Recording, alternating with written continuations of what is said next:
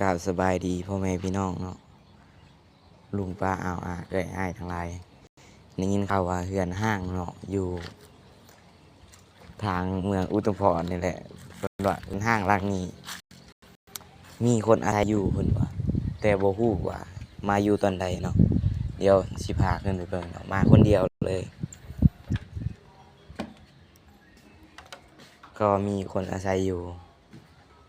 มีนี่ก็คือซองยาสูบมีติบเข้าวอีกก็ห้างเนาะ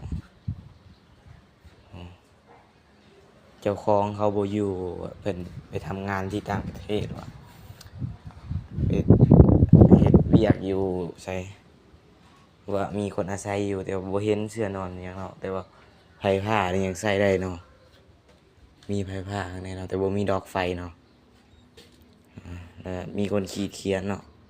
ก็น่าจะมีคนอาศัยอยู่จริงเนาะแล้วแต่ความเชื่อเนาะมีคนเชื่อว่ามีคนมาอยู่เนาะกลางคืนว่าได้ยินเสียงบางคนก็แบ่งมี2ห้องเลยก็ห้องนี้จะถูกล็อกเนาะแต่ก็เปิดได้เนาะแต่เราจะบ่บุกรุกเรือนเพิ่นเนาะเพราะว่ามันบ่มีคนอยู่ก็ตามแต่เราจะบ่บุกรุกเพื่อเรือนนี้ห้างแฮงเนาะทางนั้นก็บ่กล้าไปยันไม้หักตกบรรยากาศรอบๆมีมอนอีกมีมอนก็หลายหน่วยอยู่แกมีเสื้อสงสัยน่าจะมีคนอาศัยอยู่จริงเนาะแต่ค่อยเลยว่าบ่ฮู้เนาะมีถ้วยเนาะซึ่งน่าจะเป็นอาหารที่มันแห้งแล้ว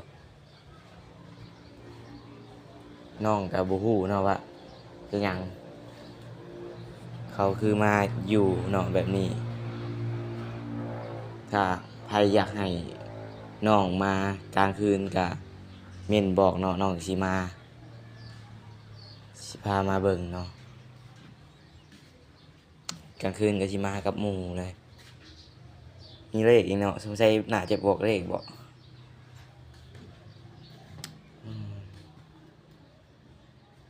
ยังมีการเสียค่าไปผ่าอีกเลย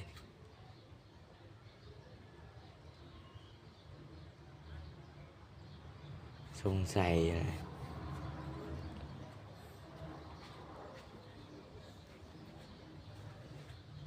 มีห้องทางนั้นแต่บ่กล้าเข้าเนาะเพราะว่า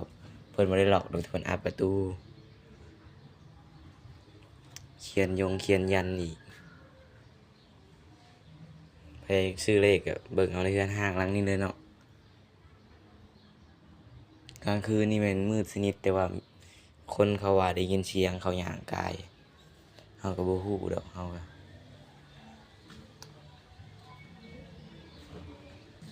เดี๋ยวถ้